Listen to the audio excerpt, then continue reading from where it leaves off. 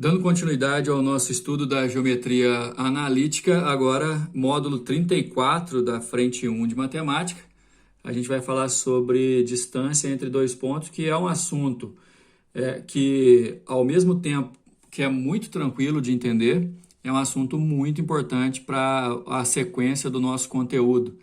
Distância entre dois pontos nada mais é do que uma maneira da gente calcular o tamanho de um segmento baseado nas coordenadas dos seus extremos. Daqui a pouco eu vou explicar isso para vocês com maiores detalhes. Só que eu gostaria de avisar desde já que isso é uma parte extremamente importante e útil, por exemplo, para você poder calcular perímetro de figura, né? Lembrando que cada lado de uma figura, triângulo, quadriláteros e assim por diante, polígonos em geral, cada lado de uma figura tem extremos nos vértices dessa figura, e cada lado de uma figura pode ser considerado um segmento, e tamanho de segmento a gente calcula analiticamente falando por distância entre dois pontos.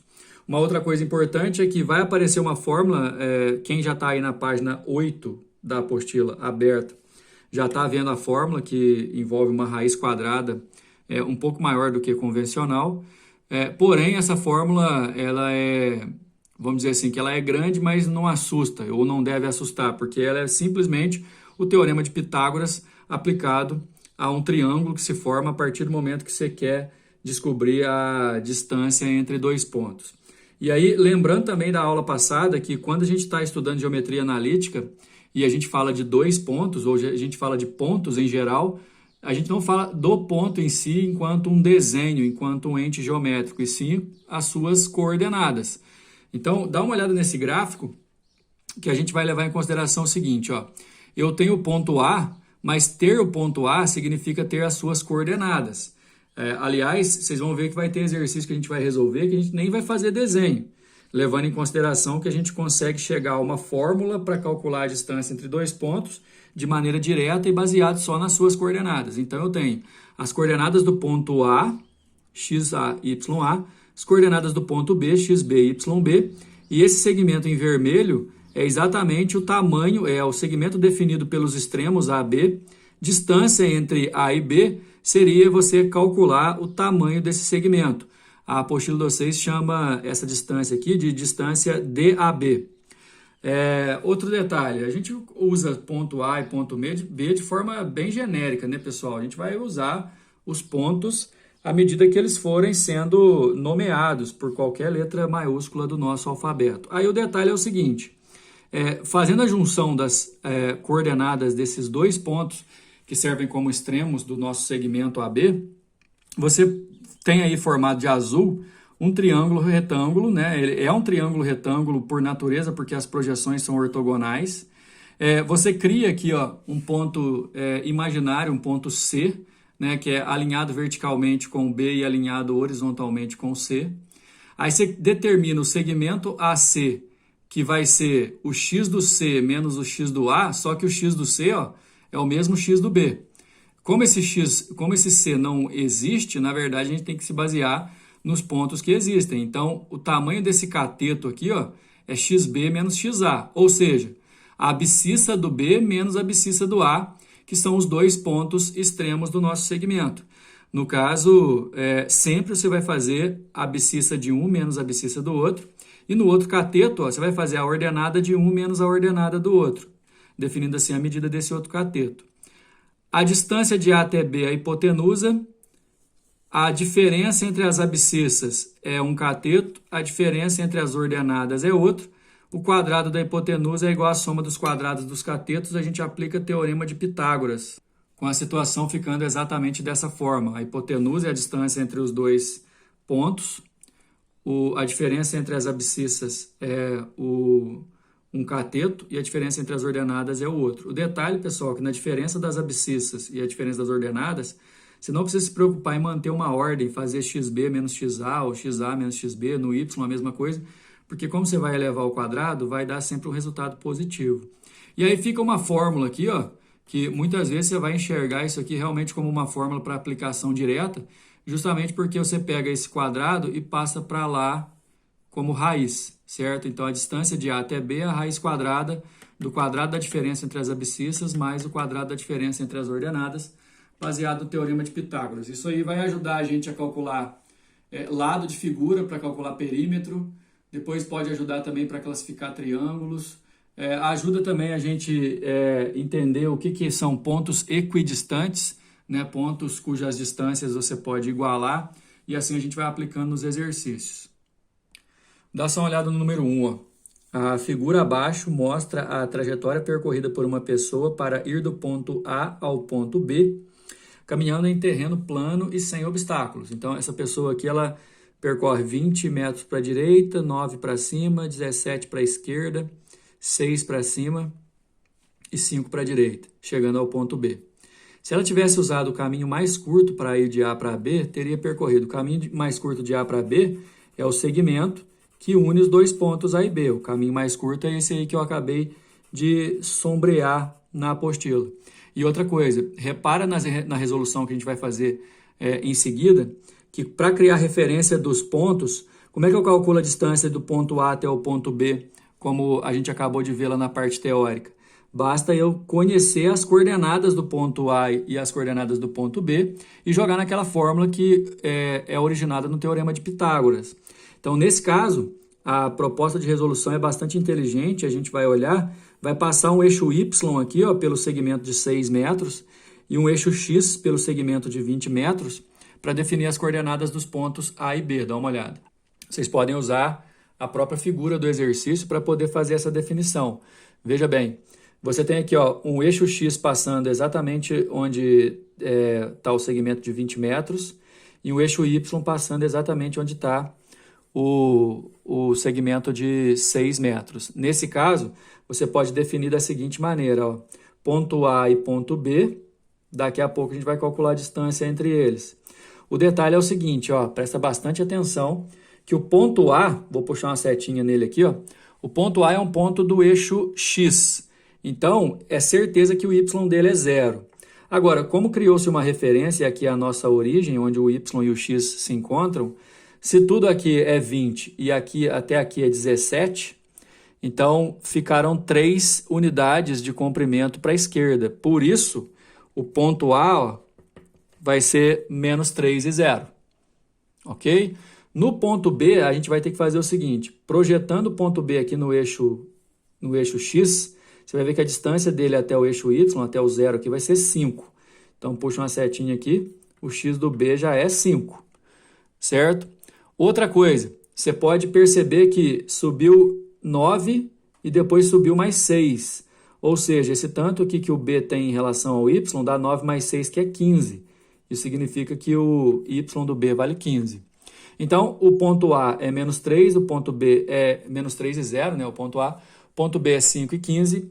A menor distância é o segmento que une os dois. Distância entre dois pontos, você vai fazer raiz quadrada de xb menos xa, aí menos 3 fica mais, yb menos ya, 15 menos 0, e os dois aqui ao quadrado. Olha só. Depois de você definir tudo isso, a partir das coordenadas do ponto é só aplicar a fórmula. Aqui vai dar 8 ao quadrado, 64, aqui 15 ao quadrado, 225, somando dá 289, a raiz de 289 é 17. Nossa resposta é a letra C. Número 2, determine o ponto P do eixo das abscissas equidistante dos pontos A, que é 6 e 5, e B, que é menos 2 e 3. Primeiro, o ponto P é um ponto pertencente ao eixo das abscissas. O eixo das abscissas é o eixo X. Vamos dominar essa linguagem aí, viu, pessoal? O ponto P, por fazer parte do eixo das abscissas, o Y dele é 0. Então, eu tenho certeza que o ponto P ele tem um X e o Y é 0. Agora, outra coisa, para a gente entender o termo equidistante, significa distância igual. Se o ponto P é equidistante de A e B, significa que a distância de A até P é igual à distância de B até P. Fazendo a fórmula, a distância de A até P é xp menos xa ao quadrado, mais yp menos ya ao quadrado dentro da raiz, e a distância de P até B é xp menos xb ao quadrado, mais yp menos yb ao quadrado, tudo dentro da raiz também. E igualando por quê? Porque são equidistantes. A partir daqui é só fazer as substituições. Ó, o x do P eu não sei, o x do A vale 6, o exercício deu. O y do P é 0, porque ele faz parte do eixo das abscissas. O y do A é 5, que o exercício deu. No ponto B vai ser fácil de substituir também, só toma cuidado com o sinal, porque é xp menos xb. O xp é x mesmo. Menos o x do B, que é menos 2, fica mais 2 ao quadrado.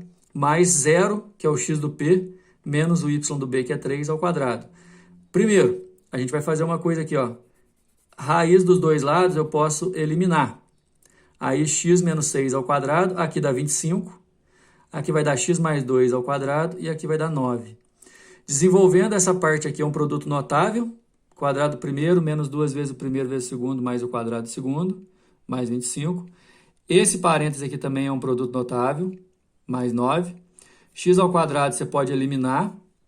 Juntando, por exemplo, passando o 12 para cá somando, dá 12 com 4, 16x, ok? E passando o 9 para lá e o 4 também subtraindo, 48. Passou dividindo x igual a 3. Determine o ponto P é mostrar suas coordenadas. O x dele é 3 e o y dele é 0, que a gente já sabe desde o começo, então o ponto P é 3 e 0. Número 3. No plano cartesiano OXY, a circunferência C é tangente ao eixo X no ponto de abscissa 5 e contém o ponto 1 e 2. Nessas condições, o raio de C vale. Olha só, pessoal, aqui está a circunferência tangenciando o eixo X num ponto que o exercício aqui ó, na resolução está chamando de ponto B, você pode chamar do que você quiser. Esse ponto é o ponto de tangência da circunferência no eixo X e tem abscissa igual a 5. Se esse ponto é o ponto de tangência no eixo X, duas coisas. Esse ponto faz parte da circunferência e esse ponto também faz parte do eixo X. Por fazer parte do eixo X, o y dele é 0, então já tem certeza que o ponto B, que é o ponto de tangência entre a circunferência e o eixo X, é 5 e 0. Outra coisa, o ponto A, que é o ponto que o exercício deu aqui, que faz parte da circunferência, é um ponto de coordenadas conhecidas, 1 e 2, ponto A. O detalhe aqui, a distância de A para o centro e a distância do B para o centro são os raios. Então, eu posso falar que A e B são equidistantes do centro. Agora, como que eu sei as coordenadas do centro?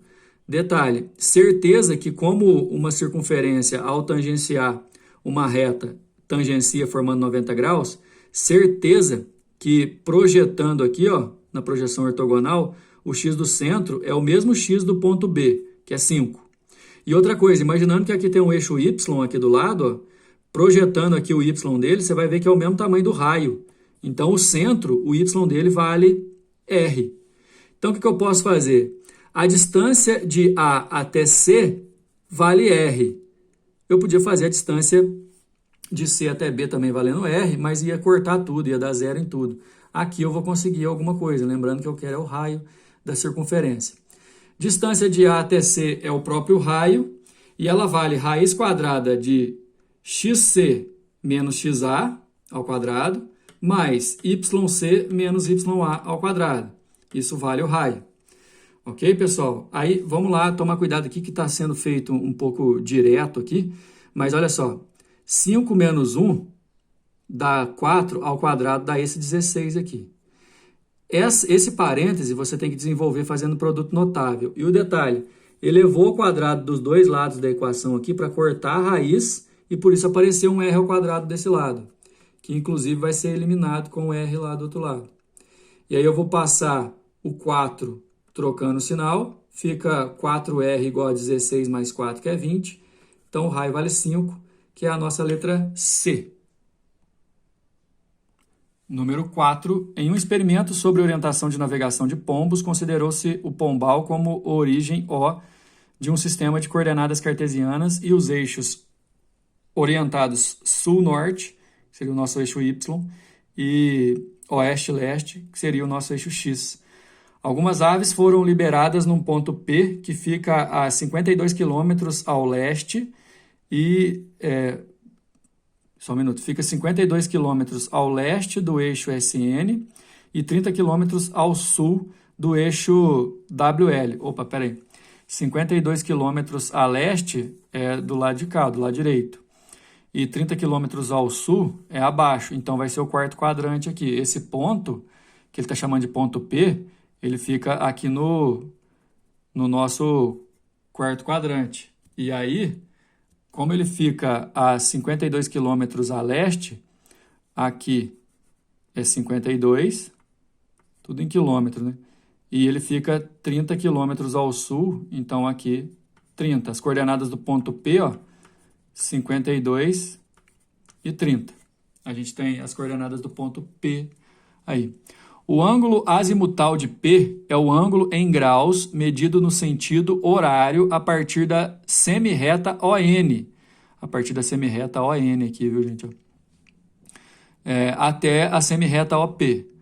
No experimento descrito, a distância do pombal até o ponto de liberação das aves, que é o ponto P aqui, ó, em quilômetros, e o ângulo azimutal em graus desse ponto são, respectivamente.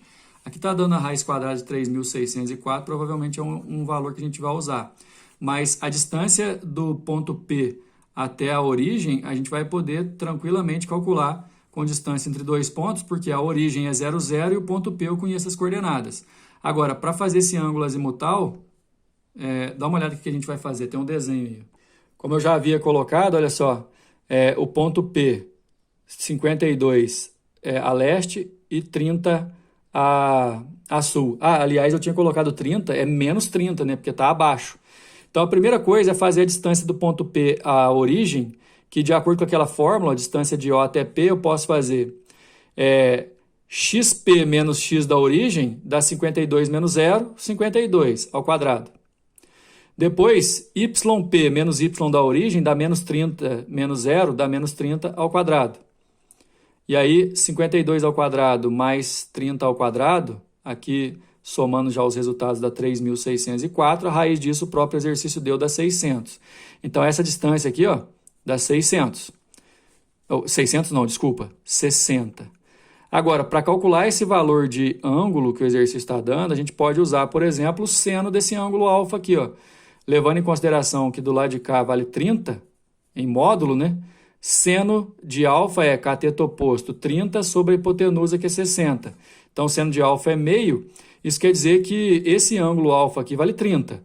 O detalhe, pessoal, é que o ângulo azimutal é em relação ao eixo ON. Se aqui é 90 e aqui a gente calculou que é 30, então esse ângulo total aqui, o ângulo azimutal, é de 120 graus. Por isso, a nossa resposta é a letra D. Beleza? Encerramos aqui mais um módulo. Na próxima aula, ponto médio. Até mais.